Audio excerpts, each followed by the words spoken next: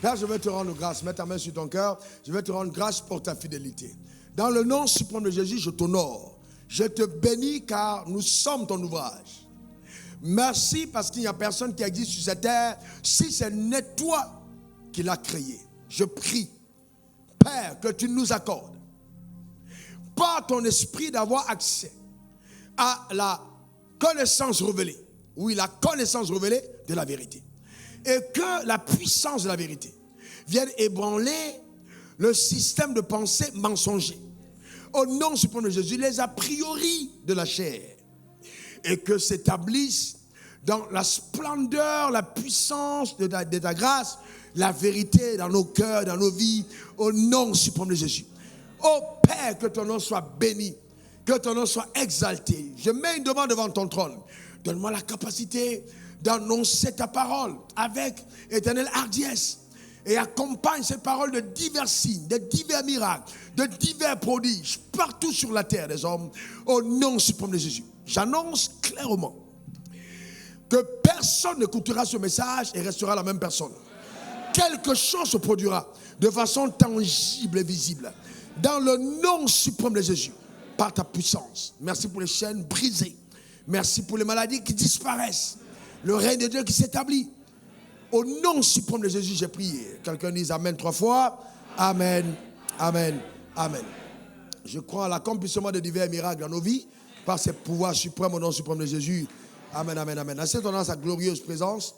Alors, nous avons commencé une série. J'avais vraiment pas pensé. Et j'étais en train de prier. Et je lisais la Bible et Dieu m'a parlé. Et quand Dieu m'a parlé, j'étais moi-même très étonné de la riche découverte que j'ai faite au travers d'un texte de la parole de Dieu. Et le Saint-Esprit m'a mis à cœur de l'enseigner. Alors pour moi, je prendrais sûrement 2 jours pour l'enseigner. Mais dès que j'ai ouvert la bouche, waouh, je me suis rendu compte qu'un seul point était tellement dense qu'il ne fallait surtout pas courir. Parce que Dieu m'avait dit déjà qu'est-ce qu'il voulait accomplir au travers de la série que nous avons. Cette année, nous l'avons annoncé comme une année de métamorphose. Il ne peut pas avoir de métamorphose extérieure sans métamorphose intérieure. Dieu ne fera rien de grand à l'extérieur de toi sans avoir fait quelque chose de grand à l'intérieur de toi. Quand je parle de grand et stable. Donc le thème que nous avons, c'est rendre possible l'impossible par la foi. Nous revenons sur ce qu'on a vu en termes de rappel. Luc 1, verset 37. Car rien n'est impossible à Dieu. Car rien n'est impossible à Dieu. Donc le mot impossible est du vocable des humains et non de Dieu. Dans le langage de Dieu, dans le système de pensée divin, il n'existe pas de mot impossible. Donc d'où vient donc le mot impossible? Le mot impossible est la résultante justement de la déchéance humaine. L'homme a fait face à certaines incapacités et étant déconnecté de Dieu a donc inventé ce mot en disant c'est impossible. Mais en fait, ce qui est impossible aux hommes est possible à Dieu. Donc le mot impossible n'est pas un mot divin. Et donc, il est donc important, impérieux, que nous puissions connaître le Dieu qui nous a appelés à lui. Et le Dieu qui nous a appelés a des attributs, et parmi lesquels l'attribut de l'omnipotence. Il a donc la capacité de faire tout ce qu'il dit qu'il va faire. Il fait tout ce qu'il veut faire. Et il fait tout ce pourquoi on le sollicite. Donc c'est un Dieu puissant qui fait tout ce qu'il dit qu'il va faire, tout ce qu'il veut faire et tout ce pourquoi on le sollicite. Qui sont dans les normes de sa volonté. Il le fait. Donc à lui, rien n'est impossible. Donc c'est pourquoi, dans Hébreux 11, verset 6, il est écrit, sans la foi, il est impossible de lui être agréable. Et il faut que celui qui s'approche de Dieu croit que Dieu existe et qu'il est le rémunérateur de ceux qui le cherchent. Ils le suivent. En d'autres termes, Dieu est en train de dire, il n'y a que la foi qui vous donne de découvrir qui je suis, de connaître exactement de quoi je suis capable et qui vous permettra de marcher avec moi, voyez, conséquemment. Le tout n'est pas d'appartenir à Dieu, mais c'est d'apporter au travers de notre vie un témoignage qui lui donne toute la gloire. Quelqu'un me donne son meilleur amen. Et donc nous avons vu que quand Dieu te rencontre, il te fait passer par ce que j'appelle l'école de Dieu. Il y a une différence entre l'école biblique et l'école de Dieu. On peut ne pas être allé à une école biblique, mais tout croyant devrait avoir son école. Cette école du Saint-Esprit, où Dieu t'amène à la découverte de qui il est. Qui est ce Dieu qui t'a appelé à lui? Et dans cette école sont passés des grands hommes comme Abraham, des grands hommes comme Moïse. Dieu a marché avec eux. Dieu parle à Abraham, il dit que ton pays t'appartient à la maison de ton père. Vas-y dans le pays que je te montrerai, je te bénirai, je rendrai ton nom grand. Je ferai de toi une source de bénédiction et toutes les nations de la terre seront bénies après toi. Mais Abraham quitte son pays. Abraham n'a pas d'enfant. C'est 25 ans plus tard qu'il a de sa femme Sarah, et la Bible précise, qui a donc été ménopausé, un enfant dans sa vieillesse, quand son corps était déjà usé.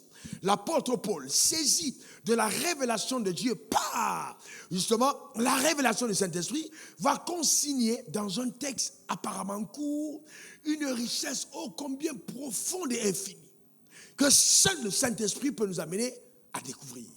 Je vous invite à cette découverte. Allons-y dans Romains 4, versets 16 à 21.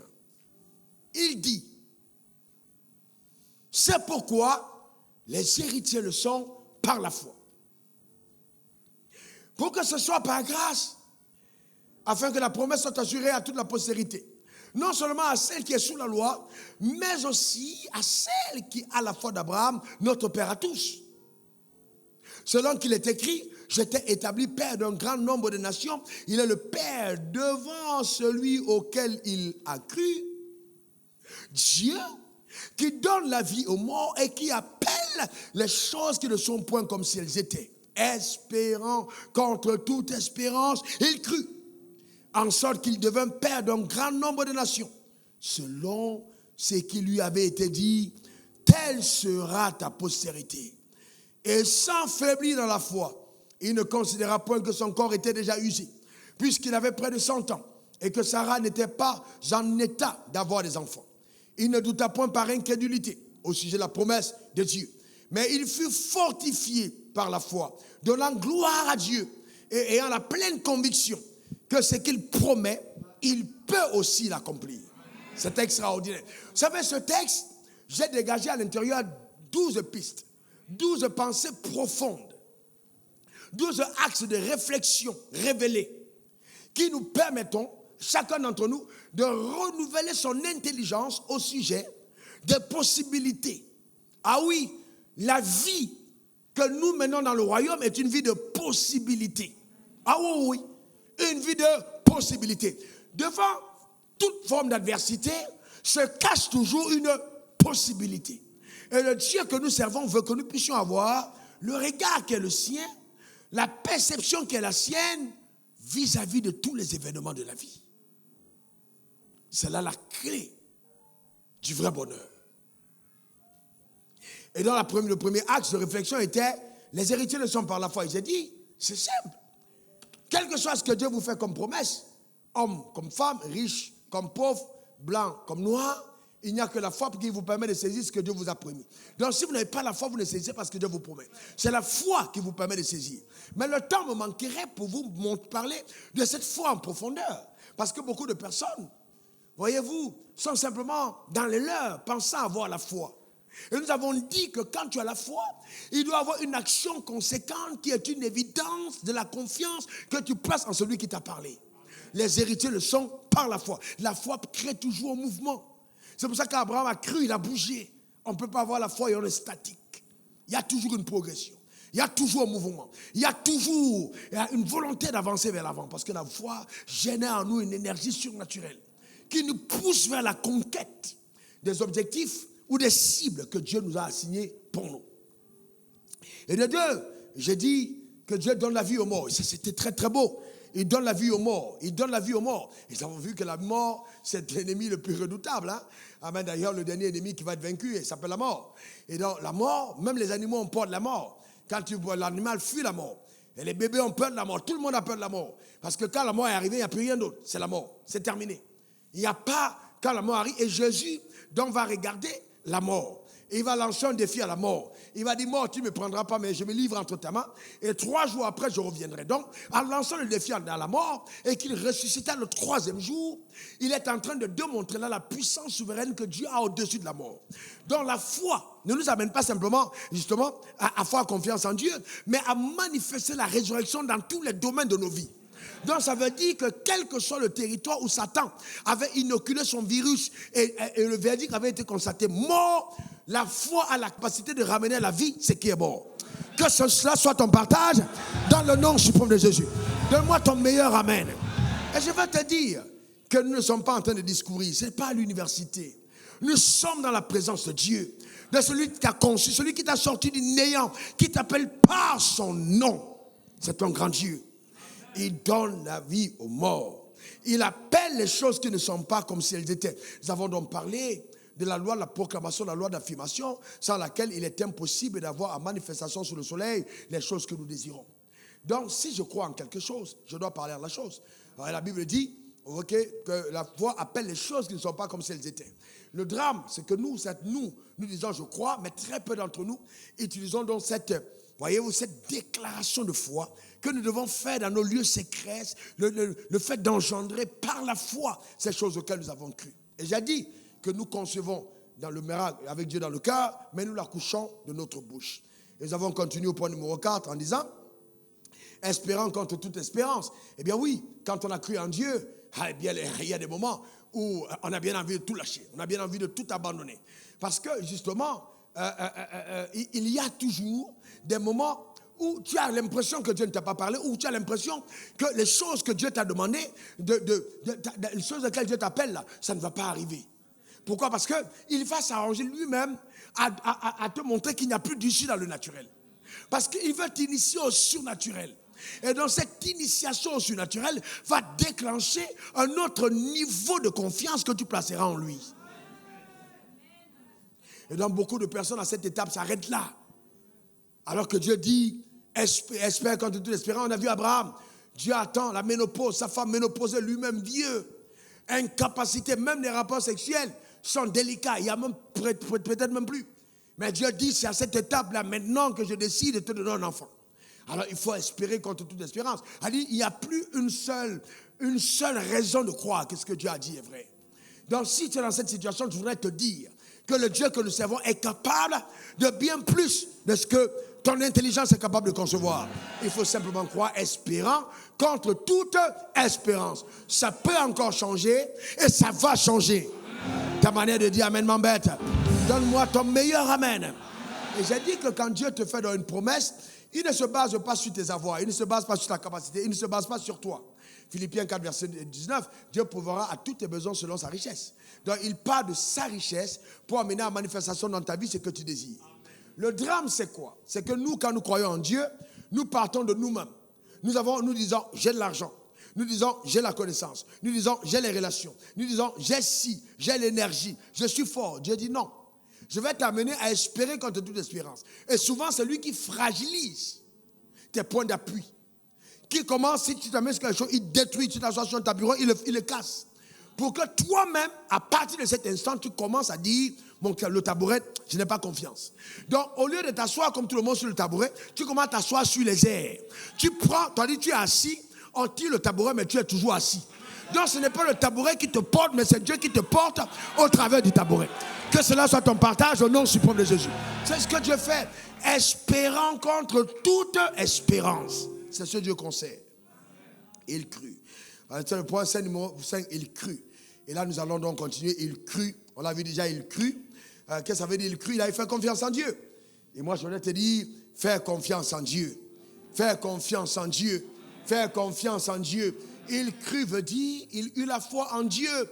Jean 11, verset 40. Ne t'ai-je pas dit que si tu crois, tu verras la gloire de Dieu?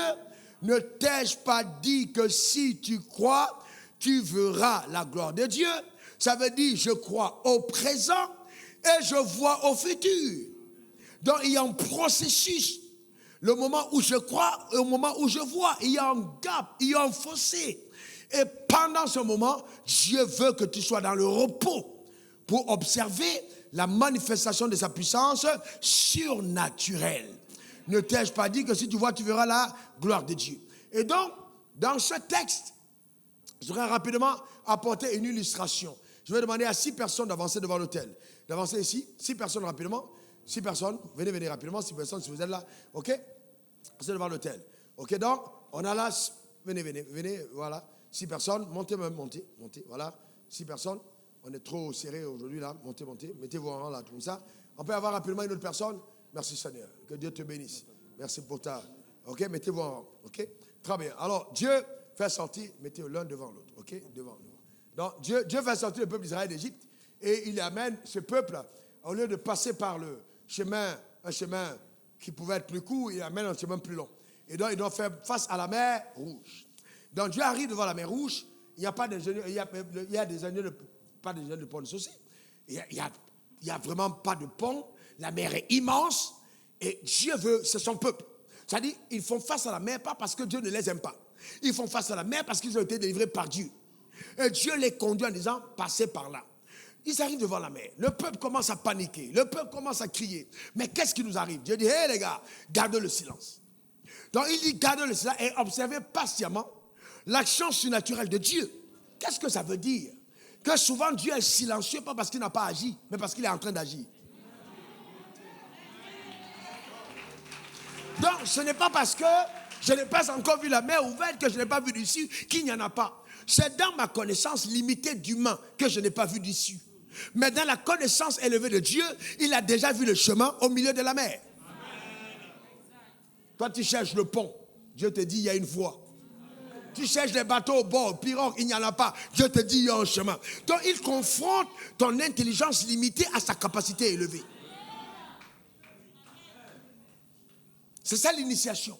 Vous arrivez devant la mer maintenant, il dit, allez Moïse, étends ta main et fends la mer en deux. Il ne dit pas, je fends la mer. Et il dit, Moïse, fends la mer. Comme pour dire, je t'ai conféré, de par ta capacité à me faire confiance, de faire les mêmes choses que je puis faire. Donc quand tu crois en moi, tes résultats deviennent les résultats de Dieu. On ne dira pas que Dieu a fendu la mer, mais on dira Moïse a fendu la mer. En d'autres termes, quand Dieu complique les situations pour toi, c'est pour te donner une réputation. Quand il les complique pour toi, c'est pour que la gloire lui soit donnée et que tu sois respecté. Vous imaginez le bébé de Sarah à 90 ans, que même la sage femme à l'hôpital, quand elle est rentrée chez elle, elle dit, j'ai vu les choses aujourd'hui. Non, ah non, ça, Dieu est terrible. J'ai vu une femme, 90, elle vient d'accoucher. Tu racontes quoi? La nouvelle part de gauche à droite, droite à gauche, les oncles, les tantes, les cousines, tout le monde vient voir. Pourquoi? Parce que le Dieu que nous servons est un Dieu puissant, extraordinaire. Donne-moi ton meilleur amen. Dis encore amen. C'est un Dieu extraordinaire. Donc, dans sa puissance, ils arrivent devant la mer Rouge, Moïse étend la main et la mer se fend. Je veux te dire que cette année, si tu prends la résolution de faire ce que Dieu t'a demandé, de juste obéir aux instructions, tu vivras des miracles spectaculaires, des miracles extraordinaires, par la puissance de Dieu, dans le nom suprême de Jésus. Donne-moi ton meilleur amen. Dis encore amen. Ce n'est pas une question d'émotion, c'est une question de foi. Ce n'est pas une question de sentiment, c'est une question de confiance en lui. Moïse n'était pas très à l'aise avec le peuple qu'il conduisait. Parce que c'était un peuple qui disait, tu nous as trompés. Mais Moïse devait avancer parce qu'il avait une parole. Le peuple n'était pas confiant vis-à-vis de Moïse. Parce qu'il disait, il nous amène où? Mais dans tout ça, il devait avancer. Souvent, le processus de la foi crée certaines confusions. Ce n'est pas parce qu'il y a une confusion que Dieu n'est pas dedans. Il peut y avoir confusion entre le mari et la femme, confusion entre le pasteur et le fidèle, confusion entre deux amis, confusion, mais c'est la foi qui est en œuvre. Au milieu de tout ça, Dieu ne vous prépare une surprise. Ah ouais, Dieu ne vous prépare une surprise. Dieu est terrible, il est épatant. C'est pour ça que tout ce qu'il faut faire, c'est que tu entres dans le repos. Tu as envie, c'est l'essentiel. Entre dans le repos. Tu attends quelque chose, tu vis encore, entre dans le repos. Les gens ont eu les choses, ils sont morts. Toi au moins tu vis, réjouis-toi. Bénis ton Dieu, rends grâce à Dieu. Bénis-le, exalte sa fidélité.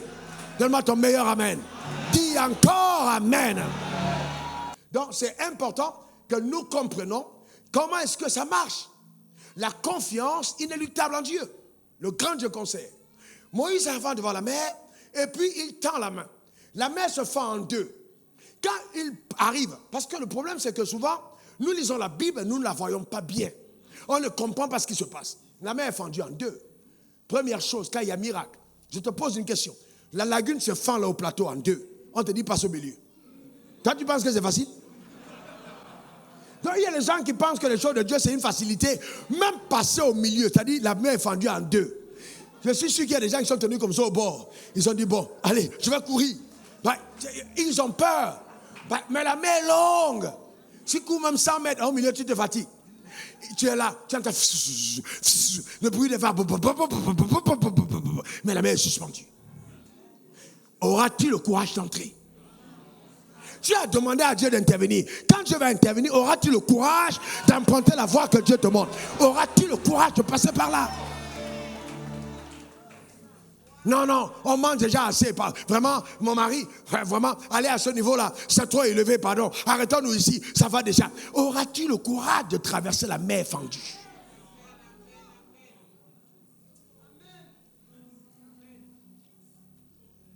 Maintenant, ils entrent.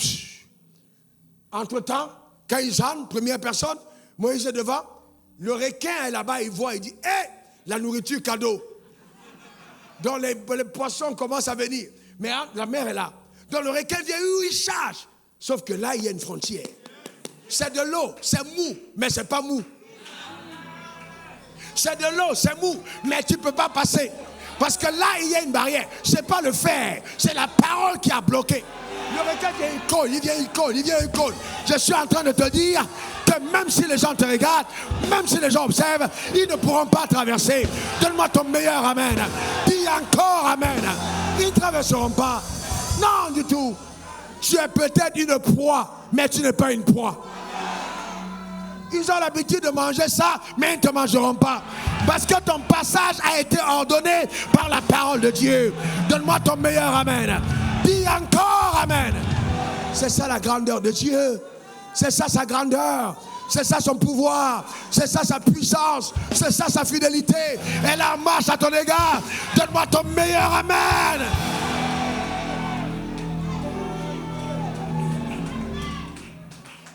Le voilà qui tourne. Tac, il tourne, tac, il tourne. Il n'y a pas moyen. Les hommes sont en train de passer. Pendant qu'ils passent, voilà Jacob. Voilà Anastasie. Une goutte d'eau, ça tombe. Et on dirait que la mer est en train de se refermer. Parce que quelques gouttes tombent. Dieu est en train de te rappeler que tu ne dors pas. C'est pour ça qu'il y a quelques gouttes qui tombent sur toi pour te rappeler que c'est en live, que c'est authentique. Tu n'es pas en train de dormir. Mais tu es au milieu de la mer. La mer est en train de gronder. Mais tu passes au milieu.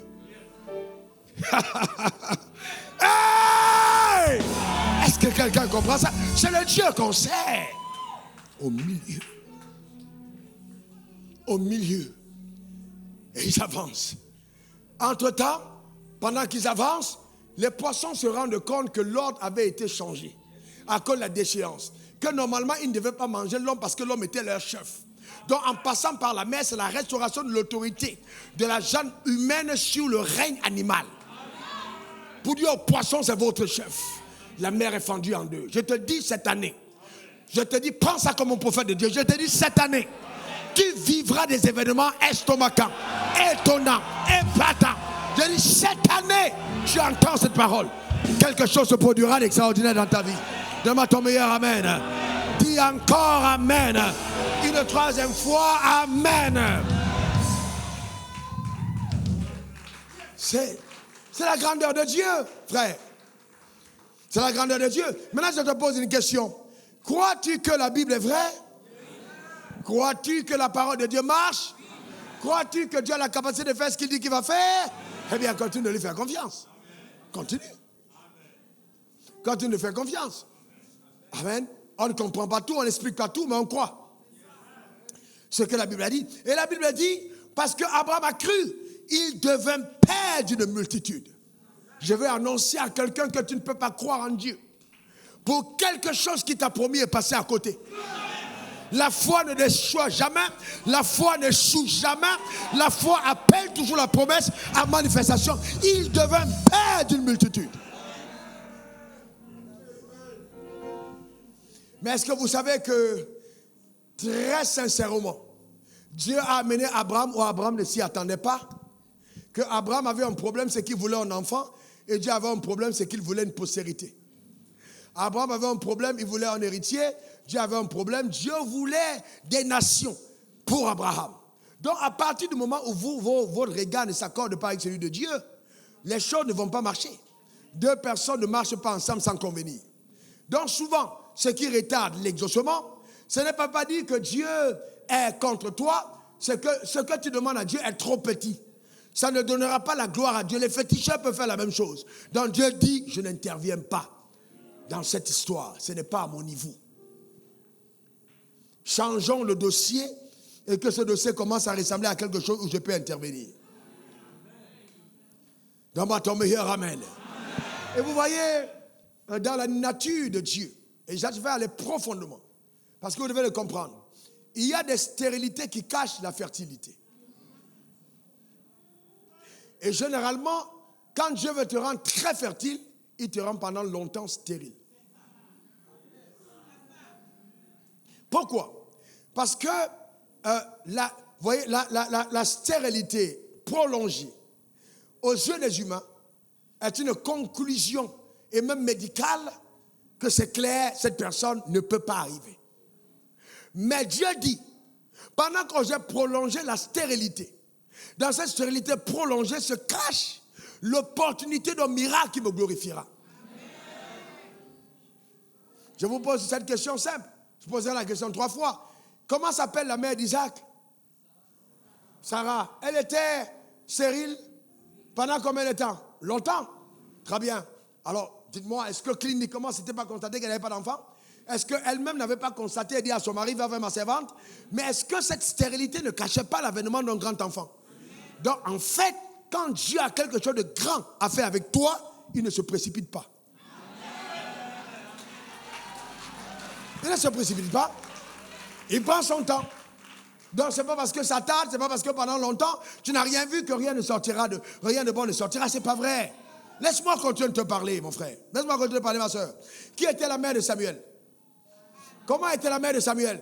Est-ce que Anne n'a pas pleuré? Est-ce que Anne n'a pas eu l'âme mortifiée? Est-ce que Anne n'a pas été humiliée par Pénina? Est-ce que vous savez que vous traversez des situations où les gens ont été avant vous dedans et ils se moquent de vous?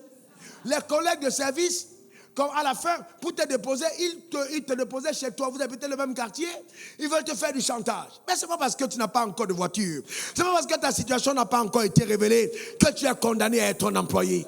Non, tu es juste un esclave technique pour apprendre comment ça fonctionne une entreprise.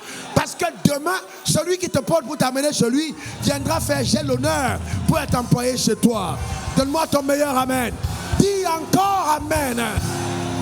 Frère, si ta foi en Dieu ne surpasse pas tout ce que les normes humaines ont établi, tu n'as pas confiance en Dieu. Pour être grand dans ce siècle, on dit qu'il faut avoir un doctorat, il faut avoir une agrégation, il faut avoir ci, il faut avoir ça. Mais Dieu dit qu'il faut me faire confiance. Donc on est face à la réalité qui combat la vérité ou la vérité qui écrase la réalité. Comment est-ce? Pénina a mortifié Anne. Anne pleure, oh Dieu, tu vas lâcher. Dieu, il est là, il rit. Il regarde Anne et dit, ma petite, attends simplement, tu vas voir. Parce qu'en fait, souvent, tu as tellement pleuré que le jour de ton miracle, tu ne ris pas, tu ne souris pas, tu es là. Tu es tellement, tu es là comme ça, tu dis adieu. Au lieu même d'acclamer, tu commences à être repenti. Seigneur, pardonne-moi, pardonne-moi. Tu commences à te repentir, tu dis, si j'avais su. Pendant ces moments-là, je n'aurais pas dit tout ce que j'ai dit. Des moments où il fallait aller à l'église, tu traînes le pas, tu n'as pas envie de venir, parce que tu pensais que Dieu t'a menti. Alors qu'il était en train de concocter quelque chose de spécial, de particulier, de façonner quelque chose sur mesure pour toi. Amen. Allez demander à Élisabeth, qui était la mère de Jean-Baptiste. Elle est restée stérile longtemps. Mais comment était son fils? Un grand fils. Il était le plus grand des prophètes et des femmes. Né d'une femme qui était stérile. Né le plus grand de tous les prophètes. Né d'une femme. Donc ça veut dire que la femme qu'on a pendant longtemps cataloguée, la personne qu'on a pendant longtemps mis de côté, de cette personne peut sortir quelque chose d'incroyable. Et c'est ça le processus de la foi. Vous savez, il dit, je prends l'indigent, vous voyez, de la boue pour le faire asseoir avec les rois à leur table. Mais vous n'avez pas compris pourquoi il dit boue. Parce que dans le processus, que Dieu m'aide et que Dieu t'aide. Dans le processus de la révélation de l'espèce humaine, il n'a jamais été question de faire descendre l'homme des étoiles. Non. Écoute-moi bien. Là, je vais toucher quelque chose de très mystérieux et de profond. L'homme n'est pas venu des étoiles, bien qu'il venait du ciel. Qu'est-ce que Dieu a fait? Au départ, le premier homme, il a sorti de la boue. Parce que pour pouvoir former l'homme de la boue, il faut arroser le sol, et puis il faut faire une motte de boue, et puis former encore, et puis souffler dedans. Donc le premier homme a été ramassé de la boue. Donc dans le concept de la révélation de l'homme, de la divinité dans l'humain, il y a le côté humiliation apparente et gloire intérieure. Ça, c'est pour ceux qui veulent aller loin. C'est pour ceux qui veulent aller. C'est-à-dire que Dieu prend l'homme de ses mains. Imaginez que la boue en question, on a déféqué dessus. L'éléphant a marché dessus. Le singe a pissé dessus. Le coq a défoqué dessus. C'est cette même terre que Dieu convoque en disant, je vous présente votre chef. Et il met ses mains à terre. On dit, qu'est-ce que Dieu est en train de faire? On pensait qu'il va lever les yeux comme ça pour cueillir la lune. Prendre les étoiles. Il prend la terre où on a marché dessus. Et il dit, je sors votre chef là-dedans. Est-ce que vous vous rendez compte que si les gens vous ont piétiné avant, vous êtes la meilleure personne pour régner? Oh non. Non, mais tu n'as pas compris. Ton père n'était pas respecté, ta mère n'était pas respectée. Vous ne sortez pas d'une famille digne. Mais on s'en fout. On s'en fout totalement. Ça fait partie du processus. Tu sais qui je suis? Hey, calme-toi. Parce que tu ne sais pas qui nous sommes. C'est pour ça que tu fais ton petit bruit. Tu ne sais pas qui nous sommes. Donc Dieu prend la boue. Il façonne. Il regarde. Il souffle. Dans le processus de l'élévation, il va toujours prendre de ce qui est méprisé. Donc quand Dieu veut t'amener à un niveau très élevé, il permet les méprises au début. Parce que quand on te laisse mépriser au début, dans ton histoire personnelle, c'est simplement que Dieu est en train de vouloir démontrer que ce qu'un homme ne peut pas faire, il y a un être invisible qui est capable de le faire. Il y a un Dieu pour les faibles. Il y a un Dieu pour les abandonnés. Il y a un Dieu pour les délaissés. Il y a un Dieu pour les personnes qui n'ont pas de niveau.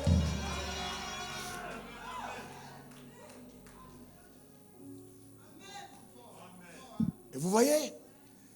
Donc, c'est plus que fort, c'est puissant. C'est trop puissant. Et donc, vous comprenez que dans ce processus, il prend l'indigent la boue, le fait asseoir avec les grands à leur table. Donc, afin que le faible lui-même qui est assis à la table reconnaisse que ce n'est pas lui. Parce que quand tu te sens incapable sur tous les points et que tu es mis quelque part, à un certain moment, tu reconnais que ce n'est pas toi qui travailles. Donc, la conséquence immédiate, c'est que l'humilité gagne ton âme. Parce que tu sais que ce n'est pas toi. Qu'en fait, ce qui se passe là, c'est quelque chose que toi-même tu ne comprends pas. Comment est-ce que les gens te respectent? Comment est-ce qu'on te donne tous ces contrats? Pourquoi toutes tes portes? Pourquoi on te donne tous ces marchés? Comment est-ce que cette idée est arrivée? Comment tu as eu ce financement? Comment tu as eu cette nomination? Comment tu as eu ça? Comment? Parce que derrière, il y a une main qui travaille.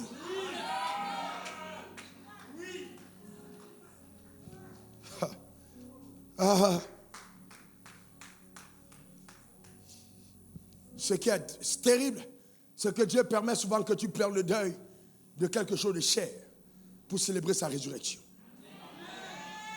C'est là quand la foi t'amène à ce niveau, c'est là où tu comprends que Dieu est juste autre chose. Tu pleures le deuil, c'est-à-dire que tu es vivant, mais tu pleures le deuil. Tu pleures, tu n'as pas d'énergie, tu ne sais pas comment prier, tu ne sais pas comment lire la Bible, tu viens à l'église, tu n'as pas de foi de lever les mains, réclamer, tu pleures le deuil de quelque chose, mais Dieu te regarde. Il te dit, je vais te montrer de quoi je suis capable.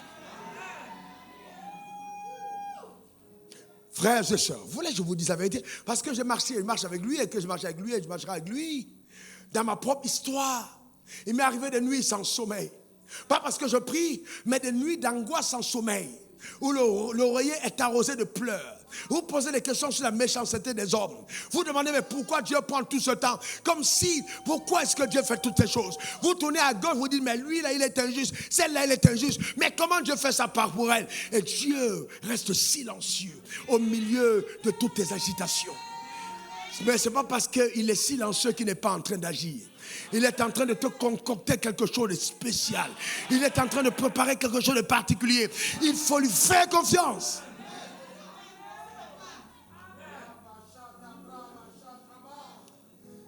Un de mes frères a dit, et je cite, c'est quand les choses sont très compliquées pour moi comme ça, et que j'agis au milieu de ces complications, que je vois la main de Dieu. Je l'ai regardé et je l'ai aimé doublement.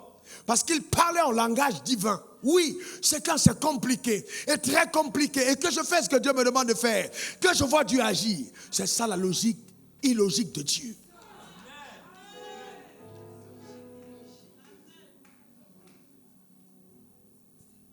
Donc, il faut, c'est une question de lui faire confiance. Donc la foi est donc cette main qui saisit d'entre les mains de Dieu les promesses que Dieu t'a faites. Et donc ces promesses viennent de lui et arrivent à accomplissement par lui. Au milieu de toutes tes faiblesses. Mais j'aimerais quand même, en peu de temps, vous montrer comment est-ce que Dieu a fait pour rendre Abraham enceinte. Comment Dieu peut enceinter un homme. Comment est-ce que Dieu peut enceinter un homme? Beaucoup de personnes pensent qu'il n'y a que les hommes qui enceintent des femmes. Mais Dieu peut enceinter les hommes.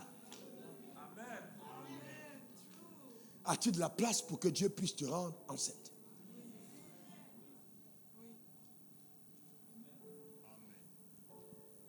Dieu peut te rendre enceinte. Sauf que quand Dieu te rend enceinte, si mon frère et fils a un enfant, la logique voudrait que cet enfant ressemble à son père. S'il a une femme et que maintenant on trouve que l'enfant est blanc, nous tous on va se poser des questions. Je prêche la foi, mais je vais quand même questionner l'enfant. Parce que ça ne correspond pas au principe divin. Donc, Dieu, dans son mécanisme intelligent et intelligible, nous amène à cette dimension. Pour que nous puissions être enceintes, il faut que nous portions sa sémence. Et je vais vous montrer. Regardez Genèse 13. D'abord, Dieu a 13, verset 15. Regardez verset 15. Il dit à Abraham, après, il dit, quand le pays que tu vois, je te donnerai à toi et à toute ta postérité pour toujours. Il dit, le pays que tu vois, je donnerai à toi et toute ta postérité. Il dit, je donnerai à qui? À toi. Le pays que tu vois. Alors, mettez quelqu'un à Abidjan, vous le mettez à Yopougon, vous dites, le pays que tu vois, je te donne. Alors, vous pensez qu'il va voir la même chose que celui qui est au plateau? Non, je vous pose une question. Si on vous prend, on vous met, on dit, on te donne la Côte d'Ivoire et on te prend, on te met à Diokoué. Et tu vas te dire, regarde la Côte d'Ivoire. Tu vas voir la Côte d'Ivoire? Tu vas voir la Côte d'Ivoire et tu vas la dessiner. Tu dis, c'est la Côte d'Ivoire, les gens disent, tu mens. Parce que celui qui est à Washington ne connaît pas Diokoué. Donc, ce que tu vas décrire là, c'est une partie de la Côte d'Ivoire qui n'est pas visible par les médias. Dans le pays que tu vois, je te le donne, ça te pousse à la capacité d'aller dans l'exploration, d'aller au-delà de ce territoire où tu te trouves, de te balader, de migrer, de progresser, de regarder, d'examiner, de partir tout autour et de voir ce qui se passe sous le soleil pour contempler ce que Dieu dit qu'il va te donner. Car dans le principe de la foi, tu n'obtiens pas ce que tu n'as pas vu. Et donc l'exposition à certaines choses sont importantes pour que tu vois. Permettez que j'aille. Vas-y, pasteur. Dis-le encore si bien. Est-ce que vous savez que Agar dans la maison de Sarah était la prophétesse qui aidait Sarah à tomber enceinte? Je vous reviens dessus plus tard, ne vous inquiétez pas. Le pays que tu vois, je te le donne. Toi, il y a des choses que tu dois voir. Quand tu n'as pas vu, tu ne les as pas. Tu n'as pas vu, tu ne les as pas. Je me rappelle, à l'époque, j'habitais à Dieu. Je priais à Dieu pour ma première voiture. Et donc, je prie, je demande à Dieu, je veux une voiture. Je veux une voiture. Un jour, au matin, pendant que je priais, Dieu me dit, la voiture que tu me demandes, tu ne la vois pas. Et c'est pour ça que j'ai fait stationner cette voiture qui est en panne devant ton portail depuis plus d'une semaine. Sors et regarde la voiture. Je ne trouve pas d'accès pour te donner ta voiture. Regarde-la. Je trouvais une grosse Mercedes qui était en panne. Je la regarde, je la regarde, je la regarde. Donc je venais le matin, je regarde. Je le soir, je regarde. Jusqu'à ce que, en un certain moment, quand j'entrais dans le Warren, je prenais le Baca. Je me sentais dans la Mercedes. Dans mon système mental, J'avais intégré que la Mercedes était déjà mienne. Alors j'ai compris que j'étais enceinte. Mais il y a eu un test, une femme gentille, qui était ma propriétaire, m'a donné sa 505 Peugeot. Je roulais la voiture, 10 000 de carburant par jour, 15 000 francs de salaire par mois, 90 000 francs de loyer par mois, mais 10 000 francs de salaire par jour avec chauffeur que moi-même je paye. Vous comprenez que le gars est énervé? Vous savez, souvent dans la vie, vous voulez tellement réussir que vous devenez énervé contre la vie. Vous avez une revanche à prendre. Ah, mais vous êtes tellement déterminé. Et ça, Dieu permet ça. Cette détermination et cette fureur qui t'amène à agir. Souvent, on dit, mais il se prend pour qui, frère? Tu te prends pour ce que ta foi te donne. Parce que, je vais vous dire une chose. Écoutez-moi bien. Dis, pasteur, parle. Écoutez-moi très bien. Écoutez-moi bien. Je vais vous dire quelque chose de très profond. Écoutez-moi attentivement. La foi consiste à faire semblant. Quelqu'un qui n'a jamais fait semblant ne perd pas par la foi. Si Jacob ne porte pas les vêtements d'Ésaü, il ne va jamais être béni. Donc il y a des moments où tu dois faire semblant. Tu n'as rien, mais tu as. Tu n'as pas d'argent, mais tu as. Personne ne sait que tu prends le baka. Tu descends à 100 mètres, tu scies tes chaussures. Mais tu viens, tu marches comme un roi et une reine. Tu n'as pas à montrer aux gens ta misère. Tu n'as pas à afficher tes problèmes. Mais au fond de toi, tout va bien. Donne-moi ton meilleur amen. Dis encore amen. Je veux dire à une femme, ne montre pas aux autres femmes que ça va mal dans ton ménage. Souris. Tout va bien. Ton mari en public, bisous. Alléluia. Lui-même il est fâché, mais tu le bisoutes. Tu sécurises la zone de ton territoire. Tu prophétises pour ce qui est à toi. Ta manière de dire amen m'embête. Dis encore amen. Le pays que tu vois, je te le donne. Voyez, faire semblant. Donc je regarde la voiture. Et puis, un jour, pour raccourcir le témoignage à cause du temps, j'ai un problème. Une femme me crée un problème. Et derrière ce problème, Dieu intervient de façon surnaturelle. Je suis une bénédiction pour la femme. Des choses sont décantées dans sa vie. Et elle m'appelle, je suis au garage. Elle dit, révérend, vous êtes où? Au garage. Qu'est-ce que vous avez? Ma voiture est en panne. Eh bien, voulez-vous que je vous achète une voiture? Si Dieu vous le met à cœur, choisissez votre modèle. Eh bien, la voiture là, je l'avais déjà vue depuis longtemps. Sauf qu'après la voiture que j'avais vue, qui s'est déplacée, j'ai compris qu'il fallait que je mette ma Mercedes à vue. Donc je suis allé à la maison Mercedes. Il y avait une jeune dame là qui se jouait les petites égarées dans la société. Elle m'a regardé, elle a commencé à me mépriser. Vous savez, dans la vie, vous devez atteindre le degré de métamorphose où les gens vous regardent. Vous ne permettez à personne de vous mépriser. Personne. Frère, cette vie-ci, c'est un trafic d'influence. Personne ne va vous mépriser. Je dis bien, personne. Vous devez avoir de la dignité, de la considération, de l'importance à vos propres yeux. Elle a commencé à me parler avec mépris et j'ai haussé le ton tout de suite. Comme je suis un homme intelligent, je suis un homme très intelligent. J'ai haussé le ton tout de suite. C'est donc le patron est sorti. Je demande au patron, mais c'est quoi ces gens que vous recrutez dans une société de grande valeur? Vous recrutez des gens comme ça qui ne savent même pas traiter les clients importants. Ah, le patron lui-même se demande qui est le gage en face. Les clients importants. Vous traitez des gens comme ça en face. Clients importants. Donc, je joue à l'énerver parce que je suis vraiment énervé. Ah, je dis, ok, donnez-moi, qu'est-ce que vous avez comme Mercedes, donnez-moi les trucs prospectifs, il me donne les livres, il commence à m'expliquer, non, voilà ce que, il dit, donnez-moi, il me donne tous les trucs, je dis, ok, je vais revenir, je suis parti. Donc, derrière, on a dû la menacer pour dire, tu as vu, tu as fait fuir le gars, il est venu acheter une voiture, tu as commencé à... Joe, le gars, j'ai récupéré mes papiers, je suis parti avec. Je suis arrivé chez moi, j'ai pris les papiers, j'ai collé à mon bureau, j'ai regardé la voiture. Je l'ai regardé moi, mais j'ai commencé à l'étudier pour voir comment elle fonctionne. Donc, quand elle m'a dit, choisis ta voiture, c'était la voiture. Authentique. Donc pour la première fois, je roule dans une voiture avec les yeux des chats. Phare 8. Je suis tout petit maigre à l'intérieur, moi voici au volant. Joe, ça mène. Il devait me perdre une multitude. Je suis en train de dire à quelqu'un que c'est pourquoi tu as cru, le ciel amènera à manifestation. Dans le nom suprême de Jésus. Quel que soit le domaine, ne perds pas ta foi, ne lâche pas, continue de voir ton enfant changer, vois ta femme changer, vois ton mari changer, vois ton ministère changer, vois tes affaires changer, vois ta promotion, vois ton élévation, vois ta stabilité, vois ta percée, vois ton église, vois le nouveau bâtiment, vois et vois et vois et vois et vois et vois. C'est comme ça que ça marche. C'est comme ça que ça marche. Vois-le simplement. Alléluia. Vois-le simplement. Et c'est pourquoi Dieu était obligé, comme il n'y avait pas Internet, voyez-vous, d'aider Sarah pour avoir une femme qu'elle pouvait regarder tous les jours enceinte autour d'elle. Elle voit le ventre qui pousse, qui pousse, qui pousse, qui pousse. Matin et soir, sa servante va donner de l'eau à boire avec le ventre qui pousse. Donc, à force de voir ta servante le ventre qui pousse, ton ventre aussi dans ta tête commence à pousser. Tu commences à imaginer que, hey Joe, dans cette affaire, ça peut marcher.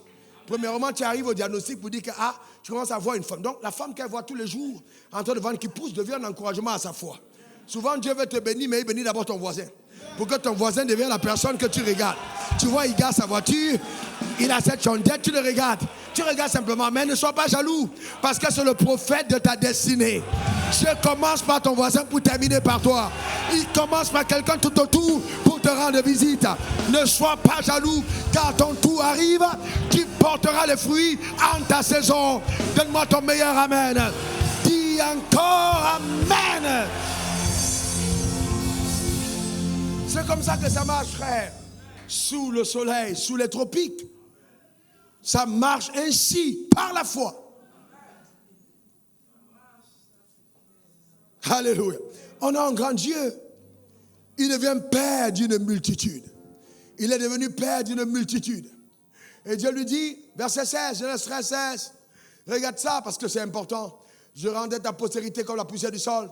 La poussière de la terre plutôt. En sorte que si quelqu'un peut compter la poussière de la terre, ta postérité sera aussi comptée. Genèse 15, verset 5. Regardons ça. Dieu est trop grand, il est trop grand. Je peux parler maintenant jusqu'à demain soir. Et après l'avoir conduit dehors, il dit, regarde vers le ciel. Je ne parle pas des choses que j'ai apprises à l'école. Je parle des histoires vécues avec Dieu. La Bible est vivante. Le Dieu qu'on sait est vivant. Il s'appelle Jésus, pas j'étais. C'est un Dieu vivant et puissant. Regarde vers le ciel. Et compte les étoiles. Si tu peux les compter, il lui dit, telle sera ta postérité. Vous savez, les gens qui, je l'entends tout de suite de l'esprit, n'ont pas la foi, dégagent toujours mauvaise odeur. Parce que c'est toujours, quand vous n'avez pas confiance en Dieu, vous êtes toujours dans les calculs, les micmacs, les réflexions. Non. Non, non, non, non, non, non, non. Non, non, non, non, non. Non, non et encore non. Non, non, non. Dieu est puissant. Voici Abraham le matin, il marche. Regardez Abraham, il marche. Vous savez, on a laissé la parole de Dieu, ou alors ses principes, aux mondains. Abraham le machin, il regarde la poussière, il regarde la poussière. Regarde, la Bible dit de méditer la parole quand? Jour et nuit, vrai ou faux? On dit de méditer la parole, jour et nuit. Donc Dieu, pour qu'Abraham médite, va mettre la poussière le jour. Donc quand il regarde le jour, la méditation de la promesse de Dieu, il le fait au travers de la poussière. Donc sur la poussière, il répète les noms. Salim, Mohamed, tout ça, il voit les noms. Par terre, il voit les noms. D'accord, par terre, il regarde. Il voit les noms. Mais après, d'accord, Ismaël, il voit. Maintenant, après, la nuit tombe. Et il ne trouve plus les regards. Et il est abattu. Il est découragé. Vous savez, il y a des gens, et ça arrive à nous tous. On est content, on a un projet, on est content. Mais dès qu'un problème survient, oh Dieu, oh vraiment, je ne me sens plus. Oh, mais ça arrive, c'est tout normal. Je veux te dire, c'est normal. Tu arrives au restaurant, tu mets la cuillère dans la bouche, il n'y a pas de goût. Ce n'est pas que la femme a mal préparé. C'est que tu étais tellement enjaillé de ta promesse, c'est parti. La nuit est tombée. Je veux dire à quelqu'un, la nuit de la promesse, là, ça tombe toujours. Mais il faut chercher les étoiles de ta nuit. Je reprends, recherche les étoiles dans la nuit.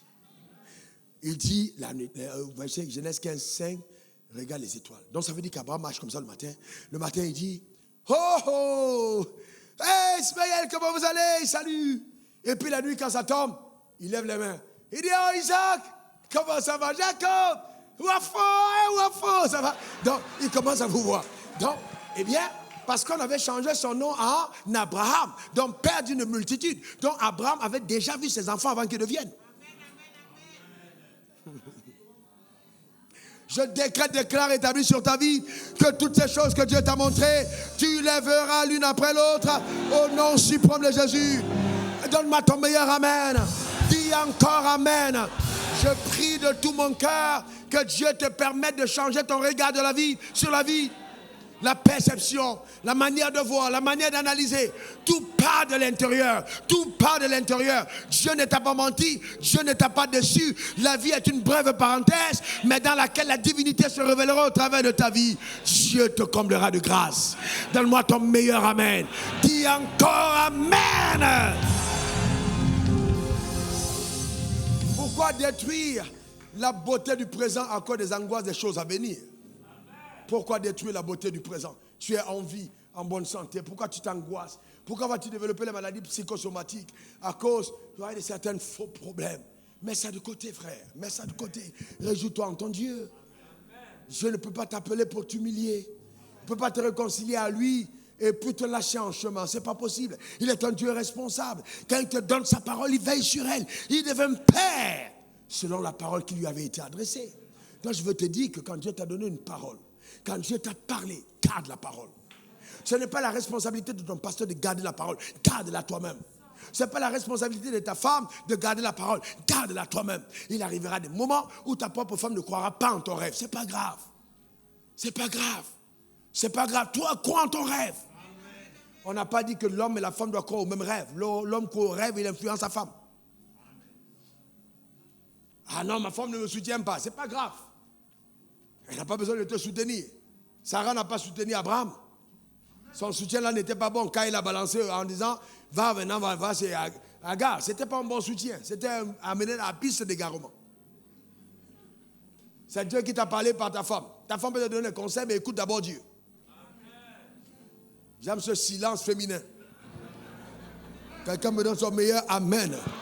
Je n'ai pas dit amen, j'ai dit amen. Hein? Ah, très bien. Parce qu'il faut bien que tu comprennes, madame, que ce n'est pas parce que tu parles le nom d'un homme que tu es devenu le Saint-Esprit. Ce n'est pas le Saint-Esprit. Tu es la conseillère. Tu parles et puis tu laisses. Il peut ne pas t'écouter, mais prie simplement. Ton âme, prie. Le Saint-Esprit, au temps convenable, fera le travail. Ne mêle pas ta chair. Prie simplement. Prie simplement. Ne mêle pas ta chair. Laisse Dieu faire son travail. Laisse Dieu faire son travail. Ah non, je ne comprends pas. Stop. Sarah appelait son mari mon Seigneur. J'ai compris. Ok. Pas de souci. Dans tous les cas, si tu ouvres une brèche, le diable il va entrer. Et vous serez tous deux perdants. Souvent, il est important de jouer au fou pour sauver sa vie. Tu fais comme si tu es fou. David a joué le fou. Fais comme si tu es fou. Et puis fou. Mais tu n'es pas fou. Ah non, tu n'es pas fou. Mais tu sais ce que tu sais, tu es intelligent. Donc tu te dis, ici, ça ne sert à rien de faire de problème. Laissons passer. Tu vois plus loin. C'est ça la sagesse. Ce n'est pas crier. Non. Mais c'est prier.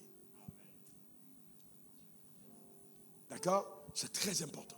Il faut donc se préparer à ça. Une femme de foi, une femme de foi. Vous savez que c'était tellement puissant, le temps nous manquerait de parler de ça, que vous ne pouvez pas épouser un homme de destinée et ne pas embrasser le chemin de la destinée. Alors vous aurez des problèmes. Vous devez aller ensemble. Si on a changé le nom d'Abraham, on changera le nom de Sarah. On doit changer les deux noms. Parce qu'il n'y a pas d'enfant sans changement de deux noms. Les deux noms doivent changer. Sarah doit avoir son H et Abraham doit avoir son H. Les deux doivent être en fusion avec Dieu. Et Abraham ne doit plus voir Sarai.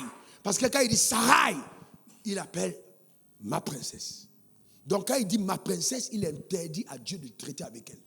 Quand Dieu met le H, il appelle princesse pour dire que souvent elle est à moi, souvent elle est à toi. On la partage. Donc moi aussi, quand je te l'ai donnée, c'est d'abord ma fille, avant d'être ta femme. Donc je vais traiter avec elle. Il faut que le H soit dedans. Elle doit avoir son alliance, elle doit jouer son rôle à tes côtés. Elle portera cet enfant. Abraham, tu ne peux pas accoucher toi seul. Quelle que soit ta force, tu as besoin de quelqu'un à côté. Le jour où tu perds ça de vue, tu es tombé. Même si tu es encore debout, tu vas tomber. Tu as besoin. C'est-à-dire tu ne peux même pas, c'est-à-dire tu ne peux même pas jouer. Tu as besoin de personnes à qui tu as confiance, des personnes relais, des personnes de destinée qui sont connectées à toi, des personnes qui croient en ton futur, des personnes qui se tiennent à tes côtés. Tu ne peux pas y aller seul. L'homme n'est pas un cavalier seul. Il a besoin de quelqu'un. Il n'est pas bon que l'homme soit seul. Et il faut atteindre le niveau où tu n'es pas seul. Reconnais des personnes de qualité. Tu intègres que ça, c'est une ressource de qualité. Je me tiens avec. C'est là où les grandes choses commencent à arriver. Certains d'entre vous, ici, vous n'avez pas d'amis.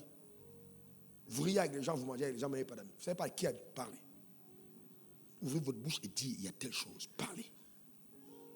Et penchez votre âme. Quelqu'un qui peut se tenir à la brèche et puis qui peut, dans le monde spirituel, dire, ok, je prends cette flèche à sa place.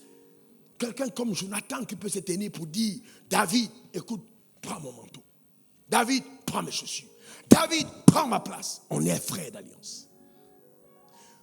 Il y a dans le monde spirituel, vous savez, souvent l'ignorance nous amène à certaines petitesses. La foi, c'est toute une vie. C'est toute une vie. Quand vous comprenez la foi, c'est une vie. C'est une vie. Ce n'est pas un rendez-vous de j'ai eu tout de suite et puis je danse. Non, c'est une vie. Je disais à quelqu'un, la raison pour laquelle je prie pour toi et que je m'investis dans ce que tu fais, c'est que j'ai commencé à croire au-delà de moi. Donc, je porte des rêves que je sais que je n'accomplirai pas moi-même. Et que des personnes après moi devront accomplir. Et tu fais partie de cette génération de 25 ans en arrière, dont je regarde la capacité de porter ses rêves et de courir à la vitesse qui n'est plus la nôtre. Parce que tel que Dieu me montre, 2 générations après nous, il y aura un changement radical. Mais ça passe par le fait de préparer quelqu'un à prendre le bâton de relais. Quand Joseph a donné les ordres sur ses os, ce n'est pas qu'il avait peur de la mort, mais il savait qu'il devait mourir pour qu'il soit transporté. Que Dieu bénisse ton âme, que Dieu bénisse sa vie, que la main de Dieu soit sur toi, que la grâce de Dieu te recouvre, que la paix de Dieu soit avec toi dans le nom suprême de Jésus, et que Dieu élargisse ton intelligence. Je prie de tout mon cœur que Dieu te donne la capacité par son esprit, non simplement d'entendre ce message, mais de comprendre. Que tu sois changé profondément à l'intérieur, et que tu sois déconnecté du naturel et connecté au surnaturel. Et que dans ton ego humain, tu t'humilies devant Dieu en disant, Seigneur, j'ai confiance en toi. Je verrai ta gloire, je veux marcher avec toi. Je veux voir ta main, je veux voir ta puissance, je veux voir ton règne s'établir dans ma vie et par ma vie, au nom suprême de Jésus. Que Dieu t'aide vraiment au milieu de ces combats, de ces batailles, dans la vie, de passer à côté, de guérir des blessures du passé. Tu as peut-être été blessé, tu as peut-être été offensé, mais guéri. Et saisis la vie du bon côté. Crois en Dieu, qui lui ne t'a pas laissé tomber, qui continue son œuvre qu'il a commencé par ta vie. C'est Dieu qui t'a promis que tu deviendras père d'une multitude. Continue de lui faire confiance, même quand tout autour de toi semble être sombre. Crois en ce Dieu, qui est lui seul capable de faire les choses les plus incroyables. Crois en ce Dieu-là. Crois en sa main. Bénis-le parce qu'il a commencé une œuvre. Bénis-le parce qu'il va achever cette œuvre. Bénis-le parce qu'il a commencé une œuvre. Bénis-le parce qu'il va achever cette œuvre. Bénis-le parce qu'il a commencé une œuvre. Bénis-le parce qu'il va achever cette œuvre. Bénis-le parce qu'il a commencé une œuvre. Bénis-le parce qu'il va achever cette œuvre. Bénis ce Dieu grand et puissant. Bénis-le vraiment, bénis-le puissamment, bénis-le vivement. Et que sur le chemin de ta destinée, tous les rapaces, les vautours qui s'abattent sur ton sacrifice soient chassés au nom suprême de Jésus. Et que ta vie avec Dieu soit une vie stable. Une vie de foi. Une vie où tu amènes la manifestation de ce que le ciel t'a révélé. Que la miséricorde de Dieu te restaure. Que là où tu as fauté, que Dieu te pardonne. Et que Dieu te pardonne. J'ai dit que Dieu te pardonne, que Dieu te pardonne, que Dieu te pardonne. Que la miséricorde divine te relève. Dans le nom suprême de Jésus, donne-moi 3 bons amen. Amen. Rababo sakatabre, rabakondorobo sakatabre. Rondo kobro, katebro, karimbo, kandebro. Brendo kobrao, kishita kabro, rebo kobre. Brando koble, kosoko lobari, akande rebo sakatable. Brondo koblao, sekeletori bokorondori bako sateli yakoria. Brando sakatable, rongorondo sakalabiri yokoto babo. Brando kotoblao, sekeleteri bokorondoro babo. Que Dieu lui-même, par sa grâce, fait taire tout ce vacarme intérieur. Détruise toute forme d'insécurité dans ton cœur, dans ton âme. Et te donne vraiment d'avoir l'âme tranquille et sevrée auprès de Dieu comme vraiment qu'un enfant là auprès de sa mère. Que vraiment ton âme soit en paix. Que ton âme soit en paix. Que ton âme soit en paix. Que la bénédiction que Dieu t'accorde, les portes que Dieu t'ouvre, les grâces que Dieu te fera ne soit pas vraiment un point d'achoppement pour ta vie. Vie heureuse, vie comblée, vie bénie, vie enracinée, vie portée, vie propulsée par le ciel vers le chemin glorieux de ta destinée. Dieu est fidèle. Alléluia. Sont assurés entre tes mains. C'est ma vie.